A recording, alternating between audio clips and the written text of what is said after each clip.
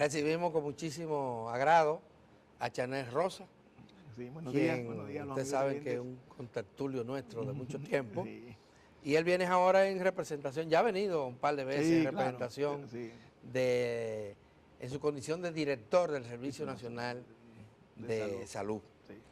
Bienvenido y bueno, Sí, muchas viene un gracias, momento en que el tema de salud está en la palestra Así es. en primer plano por múltiples razones. Sí. Una de ellas es porque la Superintendencia de Salud y Riesgos Laborales ha anunciado y ha llevado, ha presentado ante el Consejo Nacional de Seguridad Social un proyecto para que entre en vigencia el primer nivel de atención, Sí. de primera atención en salud, tal como lo contempla la propia ley de seguridad social, que se aprobó en el 2001, señoras y Así señores, es. y que no ha es. entrado en vigencia en esa parte. El colegio está objetando, el colegio médico y las clínicas Y las sociedades Y las especializadas. sociedades especializadas especializadas. están objetando esto. Y el principal alegato que están haciendo es, ¿por qué comenzar con el régimen contributivo y no con el régimen subsidiado? Sí, bueno, La opinión sí. suya. No, yo creo que ese argumento es una estrategia para de nuevo dilatar el tema. Porque la atención primaria en el sector público es una estrategia de hace años que se está implementando, con todos sus defectos y con todas las mejoras que se puedan implementar, que se puedan hacer. Es una estrategia que aquí se implementa desde hace muchos años.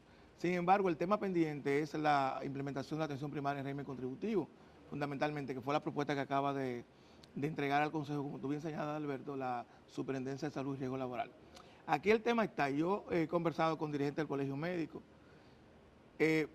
ojalá que se pueda organizar un debate importante alrededor de este tema y que no esté lleno de descalificaciones personales, como vi ayer que el Colegio Médico decía que el superintendente de salud era un agente de las ARS.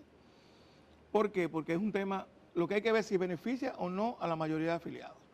Y lo primero que hay que ver es el nivel de ingreso de la gente que está afiliada a la Seguridad Social.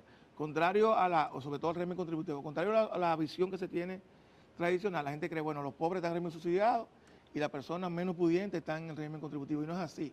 ¿Por qué? Porque la ley no establece la adscripción a uno de esos regímenes en función del nivel de ingreso, sino en función de la adscripción laboral. Me explico. El trabajo formal. Claro, formal no importa el nivel de ingreso que tú tengas, es decir, un No, camillero... y los trabajadores, según los mismos estudios que se han hecho, exacto, claro. son unos miserables en este Así país. Hay, por ejemplo, un mensajero, un chofer, un camillero de un hospital, pertenece al régimen contributivo. Una persona de salario mínimo pertenece al régimen contributivo. Y yo decía recientemente, el incremento que ha habido últimamente de personas que van a los hospitales de afiliados al régimen contributivo, básicamente por un tema también económico, pero la idea decía es ver primero si eso beneficia a la gran mayoría de afiliados. Ustedes saben que un primer nivel de atención, esto es importante, establece que no habrá copago o un copago de 100 pesos en ese primer nivel. Lo que significa que tú puedes puedes ir a ese primer nivel con un pago mínimo o sin copago. Contrario ahora que cuando una persona se enferma, tiene que ir a un especialista directamente y eso encarece los costos de la persona y del sistema. Porque eso significa que tú vas a tener que pagar un copago a un profesional que probablemente no era el indicado para lo que tú eventualmente podrías accesar a ese especialista. Entonces yo creo que ese es el tema fundamental. El tema fundamental es si beneficia al ciudadano, la mayoría de ciudadanos o no. Porque también la propuesta de César Riel establece que tú con tu dinero puedes ir donde quieras, o sea, no hay un tema de violación de libre elección, como se dijo inicialmente. O sea, ahora, en toda parte del mundo, y esto lo he señalado siempre, que hay seguridad social, existe un primer nivel de atención. O sea, tú no puedes ir en España directamente con dinero de la seguridad social o cualquier otro país del mundo, tú no puedes ir directamente a un médico especialista, a menos que no sea a través del sistema de las emergencias.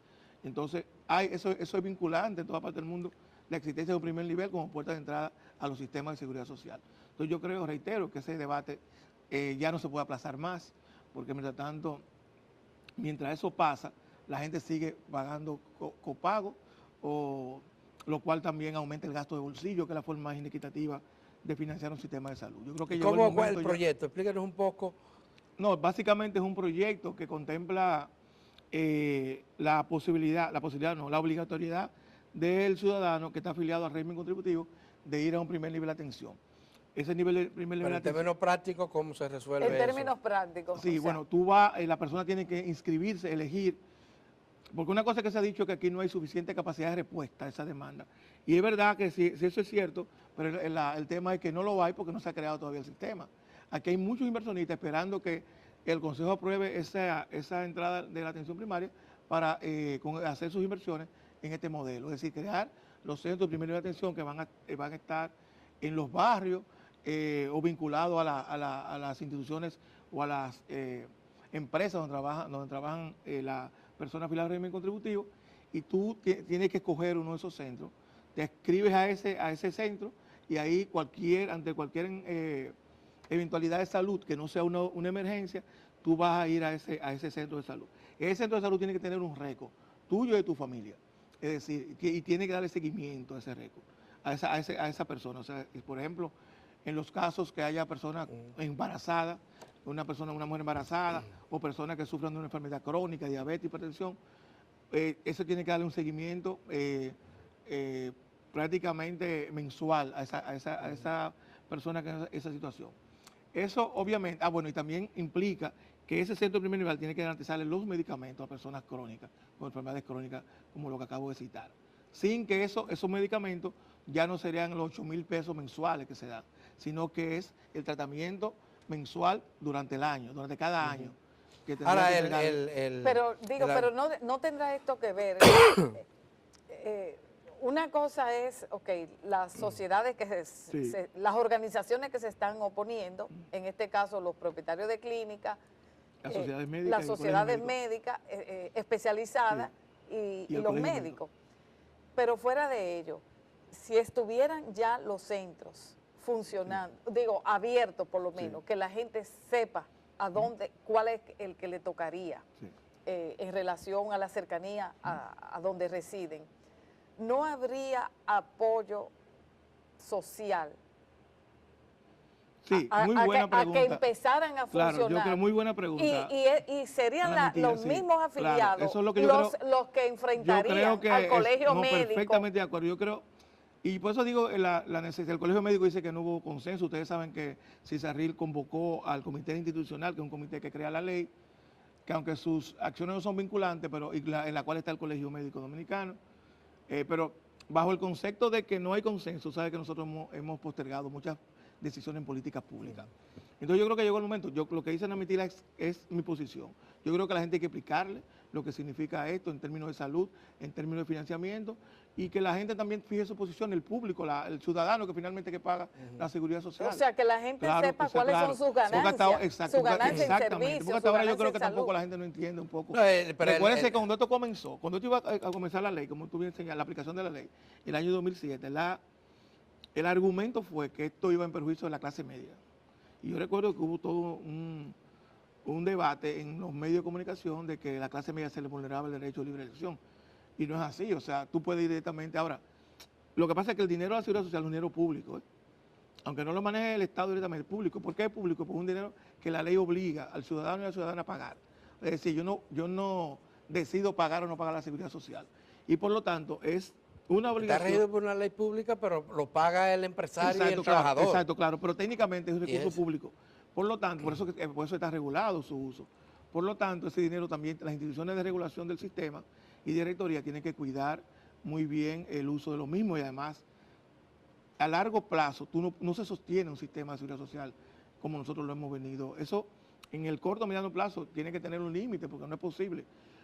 ¿Qué está pasando ahora? Que una parte del sistema lo está financiando el ciudadano directamente. Pero el tema en sentido general, qué bueno que nos metamos ahí, es que con los fracasos que ha tenido la ejecución tanto de la ley de seguridad social como la ley general de salud, se ha perdido credibilidad, el Estado ha perdido credibilidad, porque estamos hablando de las unidades de atención primaria, el primer nivel de atención que existen en el régimen público, pero está tan deteriorado, Chanel. Mira, Alberto, ahí, sí, lo que pasa es que, sin embargo, hay 2.5 millones de personas asisten y reciben servicios.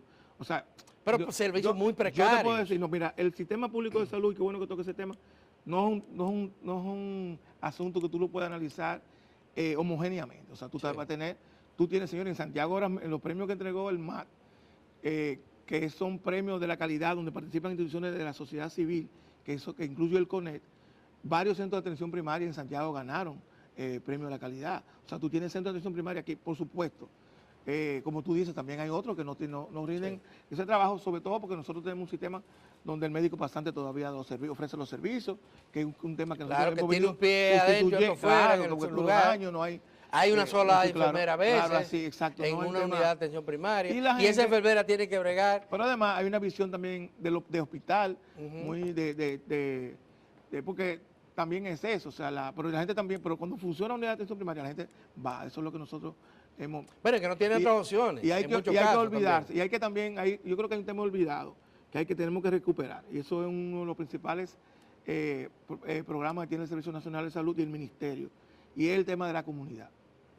La salud no necesariamente tiene que ser en un establecimiento de salud público-privado. O sea, están las empresas, por ejemplo, el régimen contributivo, pero también está la comunidad, que yo creo que nosotros hemos olvidado ese tema, el tema de la salud al interior de las comunidades. Y no solamente tiene que ser un tema, reitero, vinculado a un establecimiento de salud, pero retomando el tema de atención primaria. Pero eso plantea, Chanel, tener una red de promotores de salud. Sí, claro, por supuesto. Eficiente, activa, y esa red está deteriorada, o sea, está peor que hace 10 años. Sí. Que hace 10 años que se mira, crearon. Nosotros tenemos ahora mismo, por ejemplo, los centros de atención primaria y de diagnóstico, que es un instrumento importante. ¿Por qué? Porque vincula a esos centros a la jornada. O sea, el centro de atención diagnóstica, son 50 que tenemos, que estamos... Hay 38 ya que están funcionando. Es un centro donde... No, Chanel, 38 se han inaugurado. Sí. Pero no están funcionando. Sí, están funcionando, Adalberto. Sí, claro. ¿Tú sabes por qué yo te lo digo? Porque nosotros estamos dando un seguimiento... Eso es un tema que nosotros le damos seguimiento más cercano por eso, porque nosotros, por supuesto, hay lugares donde ha sido difícil conseguir un fisiatra. Sí, cosas como esa. El fisiatra. Un radiólogo a veces. Es una de los temas más que ofrece ese servicio, pero por ejemplo las especialidades básicas de pediatría, ginecología, medicina general, se ofrecen ahí y sobre todo los medios diagnósticos, que como te decía, apoyan a ese primer nivel de atención. Nosotros, por ejemplo, ahora estamos implementando un sistema a nivel nacional de captación de mujeres embarazadas. O sea, ese proyecto consiste en lo siguiente. Esas unidades de atención primaria tienen que captar en la comunidad cuando una mujer que tiene el primer contacto con el centro para revisar el embarazo. ¿Por qué? Porque muchas veces no hay un seguimiento y eso incide en la mortalidad materna. Claro que sí. Porque no hay un seguimiento, a veces se detectan con preeclampsia en ese primer nivel y no hay una referencia a un nivel de mayor complejidad. Y esa es una lucha que nosotros tenemos declarada ahora mismo, el tema de la mortalidad materna y de la mortalidad neonatal. O sea, son los principales aspectos en los cuales nosotros estamos enfocados. Pero sin embargo, ese discurso, Chanel, lo ha planteado varias veces las autoridades de salud, tanto el Servicio Nacional de Salud, el Ministerio de Salud. Vamos a esperar los resultados, Alberto. Pero hasta ahora lo que estamos viendo es un incremento. Por ejemplo, los datos que van ahora, yo estaba viendo antes de venir para acá, ha habido un descenso de la mortalidad materna y un aumento de la mortalidad neonatal. Pero la mortalidad materna hay el descenso, porque aparece dividido ahora en el boletín epidemiológico. Habla de violencia obstétrica y maternidad. No, pero en la mortalidad materna tenemos una diferencia. Igual, no son esos indicadores lo que un país como este debe tener. O sea, un país como este no puede hablar, por ejemplo, de las neonatales, de hablar de que ya van casi 2.900. Lo que pasa es que no podemos medirlo así, porque cuando lo medimos así, en cantidad absoluta, eso no expresa un indicador, porque también tú tienes un aumento importante de los partos. Tú tienes que ver eso también en función de los partos. Pero igual, sigue siendo altísimo. Pero tú lo comparas con el año pasado, el porcentaje. Ayer nosotros iniciamos un proceso, firmamos un acuerdo con la Sociedad Dominicana, la Sociedad Iberoamericana de Neonatología. Aquí está el doctor Augusto Solá, que es una de las principales autoridades del sistema, en ese tema en América Latina. Y anoche conversando, él me decía, mira, y así los países que han progresado en los últimos años en ese tema, no han requerido una gran inversión en los recursos. Hay temas, por ejemplo, yo estuve en el BID la semana antepasada, y me decían allá, miren, en muchos países de Centroamérica lograron disminuir la mortalidad materna con una sola medida. Ajá. Y fue separar las mujeres. Ellos, por ejemplo, una mujer salía de sala de parto y la ponían en una sala donde vean 40 mujeres, por ejemplo, 35 mujeres, 25. Por lo tanto, no había una supervisión directa a esa mujer que había salido, porque nosotros tenemos la principal, donde mueren otras mujeres, en lo que llama por periodo inmediato, que el posterior a dar a luz, porque eso significa que ahí que tenemos que poner el énfasis. ¿Qué pasa en esa primera 8 o 10 horas después que una mujer sale de sala de parto? Entonces allá ellos se tomaron una medida y fue simplemente con una cortina separar las mujeres cuando salían de sala de parto y ponerlas en una sala aparte, y eso había que tener una vigilancia importante. Ayer hubo una reunión tenemos ya, va a haber toda esta semana. Necesitamos cama para eso. ¿Cómo? Necesitamos sala y cama. Sí, pero eso no es un tema que nosotros podríamos decir. Chanel, porque en la maternidad uno se le engrifan los pelos cuando ve 3 mujeres en una cama. Sí, no, pero hace tiempo. O que la dan de alta antes de tiempo. Ese es un tema. Por ejemplo, ese es un tema. Ese es un tema. La mandan para su casa. Ese es un tema, exactamente. Ese es un tema importante que a veces le dan de alta antes de tiempo por muchísimas razones. Y la falta también de consecuencias, porque tengo entendido que se está aplicando el protocolo de que cuando muere una mujer, hay que hacer una investigación. Se hace toda la investigación y se establecen causas. Y muchas veces la causa dice, aquí hubo deficiencia aquí. Así es. ¿Y las sanciones? Sí. Bueno, no hay ninguna. Tú sabes que nosotros, que tú conozcas. Sí. Que tú conozcas. Bueno, que ustedes la divulguen, deberían de hacerlo para que se vea. Ha habido sanciones de casos muy específicos, por ejemplo, en el este la semana pasada, aquí mismo en el Instituto Nacional, hace 2 semanas en el este. Y nosotros pero ese fue el caso revisando, del médico o la médica, no sé. No, este caso de que abandonó la labor de parto. No, este caso específicamente fue un caso, incluso, porque miren, hay un tema importante en este tema. Todo esto que yo creo que vemos en el sistema público, para mí, una interpretación muy personal, es que nosotros todavía no vemos el tema de salud como un tema de derecho. Claro. Ese para mí es como la causa raíz de todo este problema, es que nosotros tenemos, y cuando digo nosotros, me refiero a los funcionarios. No, el Estado funciona como asistencia. Claro. No pero además el ciudadano piensa que le están ayudando. Que lo estamos ayudando, pero es un derecho. Y mira, nosotros estamos trabajando en un proyecto de creación de oficinas porque yo ayer comenzaba en el servicio y en el hospital público, el tema de atención al usuario tiene que dejarse de ver como un tema de que llega una persona, yo la oriento, y ese tipo de cosas. No, una oficina de atención al usuario real. Tiene que ser una oficina que defienda al usuario frente al hospital. No sé si me entienden. Sí, claro. Que defienda frente al hospital. Algo que no existe. Claro, esa oficina tiene que funcionar 24 horas, los 7 días de la semana, que la gente sepa y tenga la confianza que pueda ir a esa oficina. Es un tema que yo quiero trabajar con las organizaciones de la sociedad civil, que se involucre, porque no puede ser un tema de una oficina que dependa del director del hospital. No puede ser, porque finalmente, si depende del director del hospital, no vamos a tener ese objetivo. Y yo reitero, es un tema de derecho, que la gente lo vea así, por eso a mí me fascina. Por ejemplo, ya hay demanda en el sector público por temas de muerte materna, ya hay demanda. Y van en incremento. Ya hay demanda, eso es importante que la gente se empodere de sus derechos, porque reitero, todo esto tiene como causa raíz el hecho de que nosotros seguimos viendo la salud como un tema asistencial, como un tema de favor que le hacemos al ciudadano y no un favor. Pero hay déficits importantes en el sistema público. Para esos 7 millones que tienen que depender, que visitan los hospitales públicos, sería. Temas, por ejemplo, como esto de las unidades de cuidados intensivos. Sí. Mira, eso es muy serio porque una emergencia es una emergencia. Alberto, sí, claro. Lo que pasa es que tú tienes también que tener en claro. Nosotros no podemos ahora pretender, porque yo creo que hay un tema que se ha olvidado, y es el análisis clínico. A mí yo recibo todos los días solicitudes de tomógrafo en toda parte del país. O sea, de tomógrafo, por ejemplo. Un tomógrafo. Tú no puedes tener un tomógrafo en cada municipio. No, en cada municipio. No se puede. O sea, claro, incluso el ministerio te dice dónde tú tienes que tener un tomógrafo. Pero los hospitales regionales tienen que existir tomógrafos. Claro, exactamente. Y ahora prácticamente todos los hospitales regionales existen. Y algunos hospitales que no son regionales, pero por su ubicación estratégica también, o sea, se van a instalar. Lo que te quiero decir, igual pasa con la unidad de cuidados intensivos, que con la inauguración del Mocoso Pollo nosotros hemos tenido una ayuda bastante importante, porque hay 22 nuevas camas de cuidados intensivos.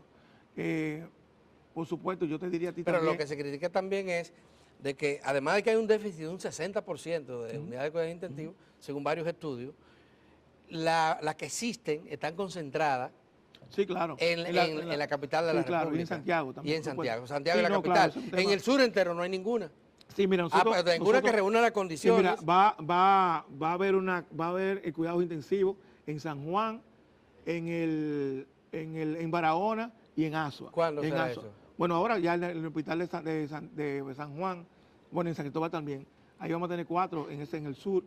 El hospital de San Juan se inaugura ahora, a final de noviembre. Igualmente el hospital de Barahona se inaugura. ¿Y están trabajando en esos hospitales? Sí, claro. Porque el de San Cristóbal está parado. Claro. Bueno, sí, el hospital de San Cristóbal está parado. Una lentitud en la conclusión de ese hospital que no se justifica porque aquí un chico, bueno, hermano de Alba Reyes, la coordinadora de ADESA, fue al hospital del Seguro y no lo atendieron por una emergencia cardiovascular. Fue al hospital y tampoco lo atendieron. Y tuvo ella que intervenir varias gente y médicos y relacionados para que lo recibieran y simplemente él tenía un preinfarto, lo que llaman... ¿Y qué ocurrió cuando lo atendieron? Por las presiones y Sí, claro. Que él se pasó 4 días en la sala de emergencia, no porque estaba destinado, sino porque no había una cama donde llevarlo. Claro, sí. 4 días en la sala de emergencia. Increíble. Sí. Pero eso es un tema, por ejemplo, yo te digo que tenemos que documentar, porque para que no se quede como una anécdota, porque a veces... Eso es verdad. Eso es lo que nos permite a nosotros ir mejorando el sistema. Igualmente, mira, también, ustedes saben que yo no busco excusa nunca a estos temas, sino que lo que pasa, porque tú no puedes esconder la realidad. A mí la gente me escribe mucho por las redes sociales por diferentes razones. Y nosotros estamos teniendo un problema importante ahora, y es la cantidad de personas que son derivadas de clínicas privadas a los establecimientos de salud, que es un tema que nosotros queremos abordar con el Ministerio y con la CISARRI. ¿Qué ha estado haciendo el Estado en los grandes hospitales? Si la atención primaria es prioridad, ¿por qué no invertimos también hay dos cosas en eso? Sí, hay 2 cosas, mira. Yo creo que nosotros tenemos que darle una mirada diferente al tema de la atención primaria. ¿Por qué? Porque ese modelo que como inicialmente se creó para un país rural. Que ya no lo es. Que no lo es. O sea, tú te encuentras con... ¿Dónde están las grandes carencias en términos de atención primaria?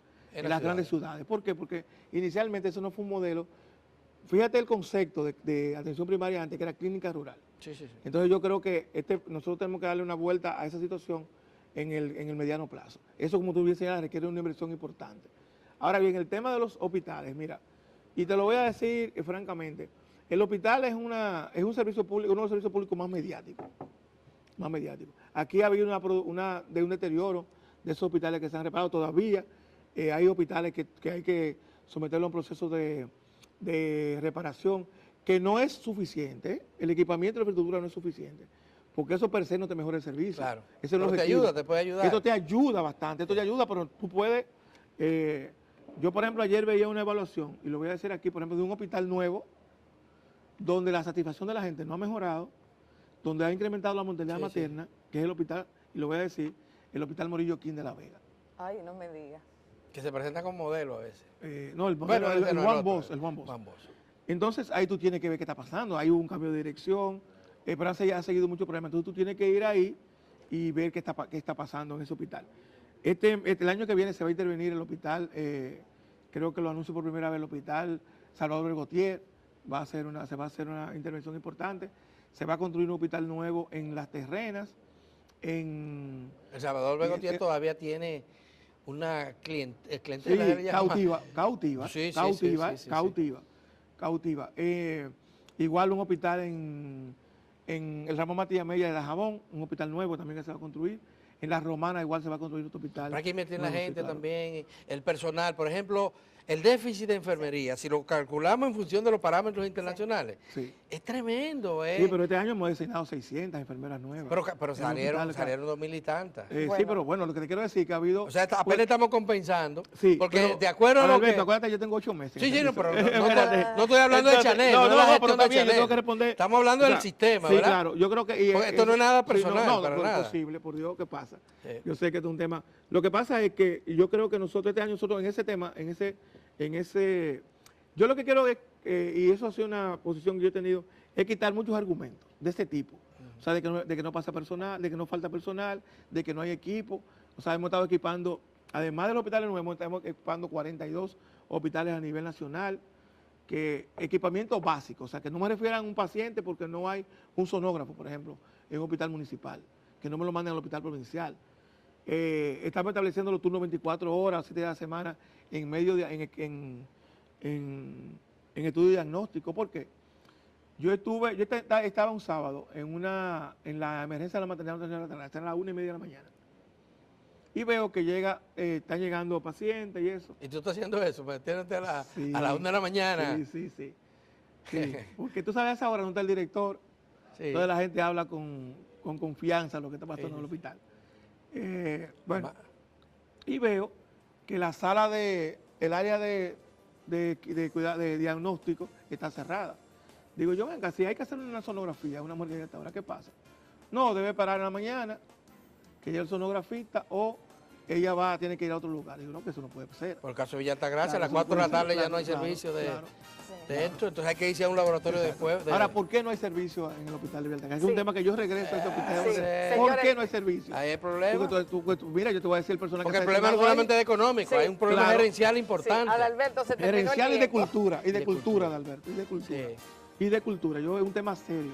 Sí, Ahora me esta tiran el tema de conversación cultura. es interminable. Se quedaron Sí. más de la mitad de los temas. Sí. Pero, El presupuesto me hubiese gustado. claro. Sí, se quedó el abordarlo. presupuesto, Sí. se quedó la modificación a la Ley de Seguridad Sí, Social. Pero bueno, siempre tendremos a Chanel Sí. de invitado, de Muchísimas contertulio. gracias. Así Bueno, que gracias, una vez gracias a más, ustedes. gracias A Chanel ustedes. Rosa, director del Servicio Nacional de Salud. Gracias, Adalberto.